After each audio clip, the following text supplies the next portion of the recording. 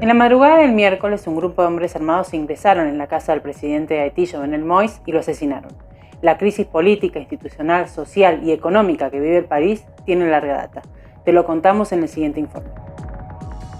Jovenel Moïse gobernaba Haití desde febrero de 2017. A principios de este año, 2021, el país vivió una serie de protestas en las que lo acusaban de mantenerse de manera irregular en el poder y que pedían su retirada. Todo empezó con las elecciones de 2015 con una crisis política que derivó en un nuevo proceso electoral y en el reconocimiento de la victoria de Moïse un año después de las elecciones. Por eso, y tras haber asumido un año tarde, el presidente defendía la postura de que a su mandato le quedaba un año más y la oposición afirmaba que ya había finalizado. De hecho, organizaron una comisión de transición y nombraron a un presidente interino que se autoproclamó como tal. Si bien no consiguió ningún tipo de reconocimiento internacional, esto profundizó la crisis ya presente en el país durante décadas. En los últimos 20 años, la nación pasó por mandatos militares, presidentes electos e interinos, consejos de ministros y gobiernos de transición. En su mandato, Moïse fue acusado de corrupción y disolvió el parlamento, por lo que gobernaba desde hace más de un año mediante decretos. En septiembre el país elige un nuevo mandatario, pero Moïse había advertido que no se iba a presentar y de hecho es algo que en la Constitución no está permitido. Una reforma en la Carta Magna impulsada por el Ejecutivo también generaba controversia. El presidente asesinado insistía en que los grupos armados existentes en el país y que proliferaron en los últimos años estaban intentando desestabilizar su gobierno y generar un golpe de Estado.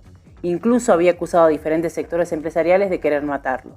A esta crisis se suman los desastres naturales, la pandemia que afectó al país ya de por sí débil en su sistema de salud y las constantes crisis económicas que lo han llevado a ser el país más pobre de la región. La comunidad internacional condenó el hecho y República Dominicana, vecina del país, anunció el cierre de las fronteras y la militarización de la zona para evitar la migración hacia allí. República Dominicana es el segundo país de destino luego de Estados Unidos a los que los haitianos huyen. Según los últimos datos de Naciones Unidas, 1.800.000 personas se encuentran fuera del país. La Mesa Nacional para las Migraciones y Refugiados en la República Dominicana condenamos la muerte del presidente de Haití y que hoy la comunidad internacional debe acudir más en solidaridad en esta situación en Haití. También valoramos en su justa dimensión la decisión del gobierno dominicano de resguardar la frontera dominico-haitiana, pero también hacemos un llamado al gobierno en dejar una parte en la frontera para ayuda humanitaria, para aquellas personas que están huyendo de la violencia y que necesitan atención médica en la parte de la República Dominicana.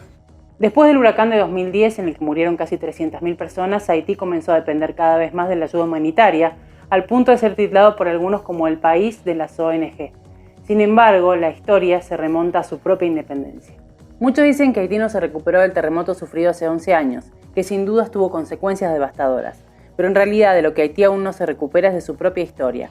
Ocupa hoy los últimos lugares en cuanto a desarrollo económico, prevención de enfermedades y bienestar de la población. Pero no siempre este fue el caso. Alguna vez Haití estuvo primero.